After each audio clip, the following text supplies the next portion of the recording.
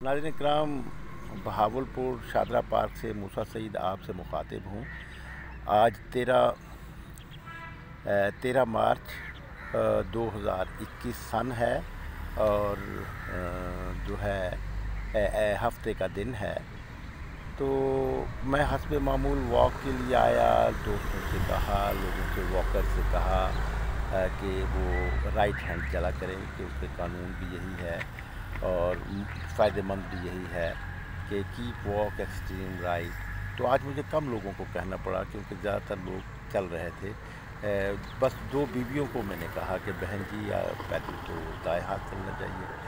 तो इस तरह मैंने देखा कि आज काफ़ी यानी 90% लोग जो हैं वो तो ये एक मौलाना साहब आ रहे हैं। जनाब वाला अस्सलाम वालेकुम जनाब हज़रत, दाएं हाथ चलना चाहिए।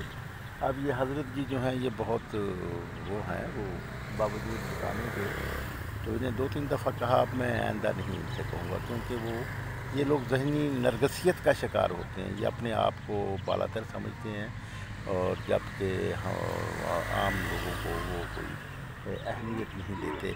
और ये इनमें एक जज्बा पैदा भी किया गया जहाद अफ़गानिस्तान के लिए बालातर होने का। नरगसियत पैदा की गई तो फिर जहाद किया ना अमेरिका के लिए। ये मजहबी लोगों ने उनसे जहाद करवाने के लिए तो वो एक ख़ास फिनोमेना पैदा किया गया। ये एक तरह का एहसास कमतरी भी होता है, लेकिन ये एहसास बालातरी का शिकार है। तो मैं बता रहा था नाज़रीन किराम कि हमारे इस शादरा पब्लिक पार्क में संवांजने के 2 दरख्त लगे हुए हैं और 3 दरख्त जो हैं वो कीकर के हैं। ये खुद रौ दरख्त अपने आप ही लगे, इंतज़ामिया ने तो नहीं लगाए, लेकिन हो गए। और इनकी जो संवांजना है इसकी फली, कच्ची फली भी खाई जा सकती है और उसका अचार भी बनाया जा सकता है। और इसी तरह इसकी कोंपलें जो हैं, पत्ते जो हैं, उन्हें पीस कर उनका पाउडर बनाकर जो है वो उसे मार्केट में मौजूद है और मल्टीनेशनल कंपनियां इन्हें फ़रोख्त कर रही हैं एनर्जी के तौर पर। जनाब वाला अस्सलाम वालेकुम, पैदल दाएं हाथ चला जाता है। कानून ये है कि पैदल दाएं हाथ चले सड़क पर। Thank you very much. ये देखें, ये बहुत ओबीडियंट नौजवान था, कोई 20-22 साल का। तो इसने मेरी बात को माना और मुझे समाइल दी उसने और इसने चलना शुरू किया। एक तरफ वो मौलाना साहब थे, तो वो भी अगरचे यंग ही थे, 25-30 साल के पेटे में, लेकिन वो नरगसियत का शिकार थे बावजूद बताने के। लेकिन वो लेफ़्ट ही चलते रहे। चलें भाई, ठीक है, हम कोई ज़बरदस्ती तो नहीं करते। तो मैं ये बता रहा था कि आजकल वो स्वांजने को भी फलियाँ लग रही हैं। ये फल फूल का मौसम है। तो इसी तरह कीकर में भी ये जो है अपना फलियाँ लग रही हैं और ये कच्ची हालत में है। ये देखिए, मैं ये लाया हूँ और इसे आप ये देख रहे हैं ना कि ये मैं फलियाँ लाया हूँ। तो ये फलियाँ अब मैंने 1 या 2 फलियाँ जो हैं ये चबा लूँगा। तो ये बहुत मुफीद, हुकूमत ने इनकी बड़ी तारीफ़ की है कि ये पेट के अमराज के लिए बहुत मुफीद है। अगरचे ये इनका जो है सर्द खुश्क जो है वो इसका मिजाज बताया जाता है कि इसमें क्वालिटी है, लेकिन बहुत खूब ये एनर्जी भी है इसमें। तो इसके लिए भी बात ये है मेरे लिए, ये बड़ी है। वैसे तो इनफरादी तौर पर कुछ लोग बनाते हैं इसके लिए अचार, फली का अचार। तो वो फली का अचार जो है वो कि हमारे यहाँ फूड बनाने वाले जो बड़े लोग हैं, अचार बनाने वाले जो है, वो इसकी तरफ क्यों राग़िब नहीं हुए। ये तो बहुत एक्सपोर्ट किया जा सकता है। इसका लेबॉर्ट्री टेस्ट वो होना चाहिए, एनालिसिस होना चाहिए कि ये क्या चीज़ है, इसमें कुदरत ने क्या ख़जाना छुपा रखा है। तो उसके बाद फिर उसके साथ ही कि इसमें जो कुछ इंग्रेडिएंट्स पाए जाते हैं उनके तारुफ़ के साथ इसे मार्केटिंग की जा सकती है। हमारे यहाँ तो बहुत कीकर पाई जाती है। कीकर के जो नहरों के किनारे, सड़कों के किनारे, बहावलपुर में तो कीकरों का बहुत ज़्यादा कीकर है, कीकर का दरख्त है। तो इस हवाले से ये कीकर का गोंद भी होता है और गोंद जो है वो जो बच्चा पैदा करने के बाद औरतों को वो जो एक ख़ास किस्म की पंजीरी बनाई जाती है तो वो उसमें डाला जाता है। वो बड़ा ताकतवर बताया जाता है। और इस तरह ये कीकर के जो पत्ते हैं इसके बारे में ये है कि जब बच्चा जन्मने के बाद औरत को कई रोज़ तक उनको जो गुस्ल दिया जाता है तो वो पानी के टब में उनको बिठाया जाता है औरत को। तो ये एंटीसेप्टिक भी है कीकर जो है। تو ناظرین کرام اب میں آؤں گا کرنٹ افیئرز پر کہ الیکشن ہو گیا سینٹ کا، تو 6 مارچ کو ہی میں نے پریڈکٹ کیا تھا، میری آپ ویڈیو دیکھیے، میں نے انالیسز کرتے ہوئے بتایا تھا کہ یہ فتح کا دور شروع ہو گیا ہے، شکست کو فتح میں بدل دیا ہے، یہ طاقت کا ٹیکہ جو ہے وہ ہمارے مقتدر حلقوں نے لگا دیا ہے۔ عمران خان صاحب کو جو شکست ہوئی تھی انہیں حفیظ شیخ کے حوالے سے اس شکست کو اب فتح میں بدل دیا ہے کپتان نے، پرائم منسٹر نے۔ تو اس طاقت کے ساتھ جو اسے فوراً ہی ملاقات کر کے فراہم کی گئی تھی آرمی چیف کی طرف سے، دوسرے روز ہی یوسف رضا گیلانی جب منتخب ہوئے تھے تو دوسرے روز ہی اصل میں یوسف رضا گیلانی اور حفیظ شیخ میں ایک ہی قدر مشترک ہے، اسی طرح صادق سنجرانی اور یوسف رضا گیلانی کے یہ دونوں جو ہیں یہ مقتدر حلقوں کے پسندیدہ رہے ہیں، لیکن وہ پھر کچھ لوگ ان کی مرضی کے بغیر یا کچھ وہ اس کے لیے کوشش کرتے ہیں، تو پھر یہ سب لوگ اب یوسف رضا گیلانی کا تو خاندان جو ہے یہ انگریزوں کا بڑا تابعدار خاندان تھا اور اس کے لیے انگریزوں کے لیے بہت کام کرتا رہا، تو اس حوالے سے تو یہ تو ہمیشہ اسٹیبلشمنٹ کے ساتھ رہے۔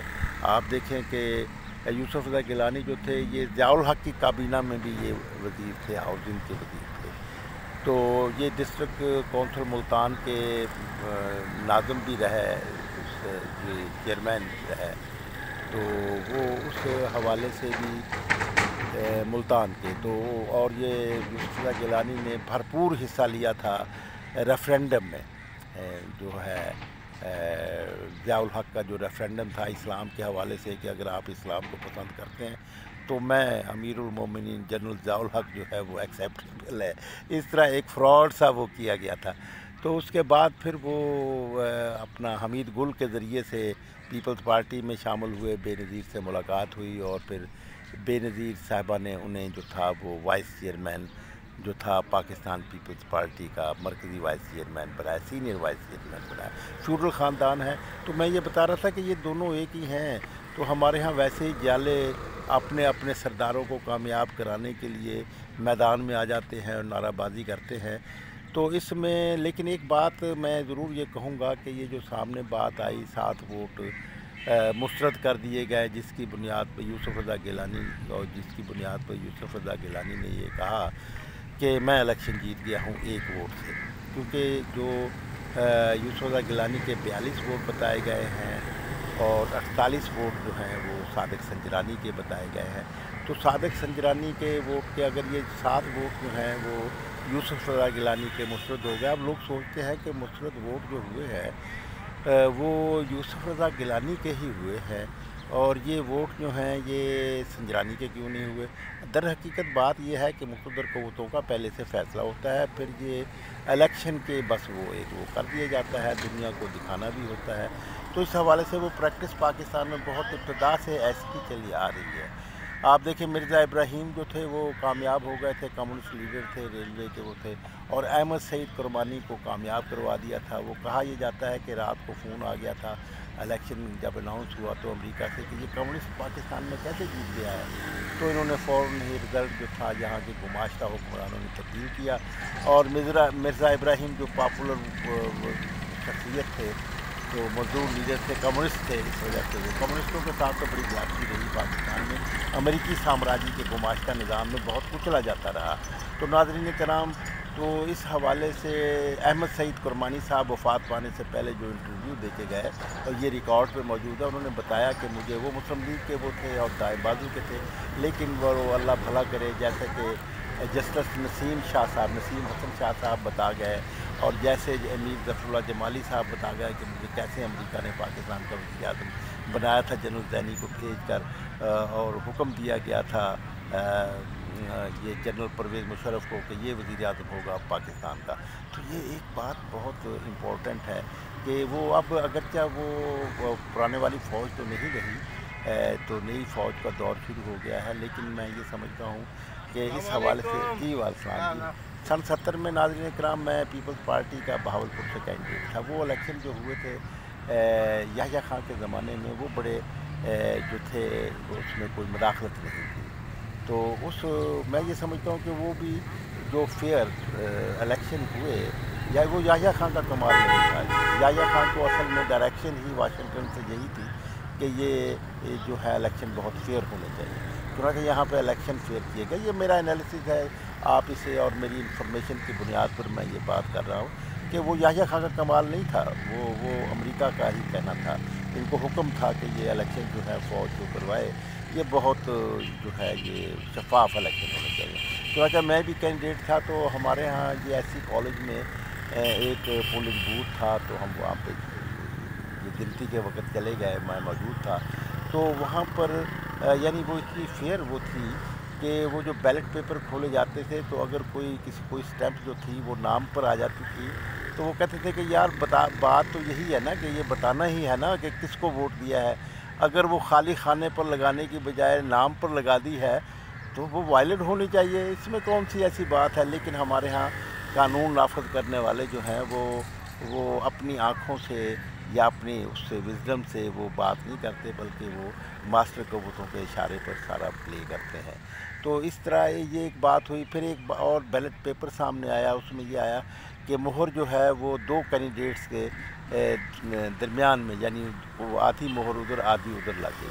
तो ऐसा ही हमारे यहाँ भी हुआ था। तो उसमें फिर वो पैमाना मंगवाया गया और पैमाने से वो देखा गया कि अगर बड़ा हिस्सा जो था जिस कैंडिडेट के हक में की था, बड़ा हिस्सा उसमें आया स्टैंप का, तो वो उन्होंने वोट उसके खाते में डाल दिया। इसलिए कि उस वक्त डायरेक्शन ही यही थी मास्टर कबूतों की, मुक़्तदर कबूतों की, कि इलेक्शन बड़े फेयर होने चाहिए और कोई वोट ज़ाया नहीं होने चाहिए। तो यहाँ तो आप देखें कि सेनेटर्स जो हैं वो वोट ज़ाया कर देते हैं और इलेक्शन करवाने वाले इस बुनियाद पर जो है वो वोट जो है वो ज़ाया कर देते हैं, मुस्तरद कर देते हैं कि ये खाली खाने पर लगाने की बजाय ये कैंडिडेट के ऊपर क्यों स्टैंप कर दी है, जबकि वो तो मैं ये समझता हूँ कि ये नेचुरल जस्टिस के हक में नहीं है। हमारे यहाँ कानून नाफिज करने वालों को जो है वो आँखें भी उनकी होनी चाहिए, तो इसमें सेंस भी होनी चाहिए। तारीख़ क्या कहेगी, तारीख़ आने वाले उसमें वो कहेगी। अगरचा ये मैं ये कहूँगा कि ये जो है यूसुफ रज़ा गिलानी का तबकाती हवाले से, साबिक़ संजरानी का तबकाती हवाले से, सियासी एफिलिएशन के हवाले से, दोनों की प्रोडक्शन के हवाले से ये एक ही क्लास से ताल्लुक़ रखते हैं। इसका अवाम की शिकस्त या फ़तह से कोई ताल्लुक़ नहीं है। इसका ताल्लुक़ तो बस मुक़्तदर क़ुव्वतों के हवाले से है और मुक़्तदर क़ुव्वतें आपस में लड़ भी रही हैं। तो बहरहाल ये हफीज़ शेख के बाद जो है वो मुक़्तदर क़ुव्वतें, अब इसमें इमरान खान साहब का वो है कि वो इस निज़ाम में करप्शन को कैसे ख़त्म करते हैं और यहाँ पर तरक्की के अमल को कैसे शुरू करते हैं। मैं आप लोगों का शुक्रगुज़ार हूँ। मैं मंडली में जा रहा हूँ, तो वहाँ पर इंतज़ार हो रहा है। वहाँ पर हमारे यहाँ बड़े तबादला ख़याल होते हैं, मुख्तलिफ़ ख़याल हैं, तो मुख्तलिफ़ ख़याल लोगों का आपस में तबादला ख़याल से फिर क्लैरिटी आती है। तो नाज़रीन किराम, हम तो चाहते हैं यकीनन तमाम पार्कों में ये अमल जारी है कि लोग एक बार फिर सोचने का अमल लोगों में शुरू हो चुका है और इसी हवाले से बायां बाजू जो है वो जिसे कि कमज़ोर बनाया गया था उसके ख़यालात फैल रहे हैं। और हम ये देखते हैं कि क्या माजी की तरह फिर हुकूमत कोई ऐसे रियासती तशद्दुद और रियासती कार्रवाइयों के ज़रिए से बाएं बाजू के यानी कम्युनिस्ट और मार्क्सिज़म के जो ख़यालात पैदा हो रहे हैं, बढ़ रहे हैं, उनको रोकने के लिए क्या इक़दामात करते हैं या नहीं। ये हमारे यहाँ ऊपर की सतह पर तब्दीली से ताल्लुक़ रखती है बात। मैं आपका शुक्रगुज़ार हूँ और आपसे इजाज़त चाहूँ।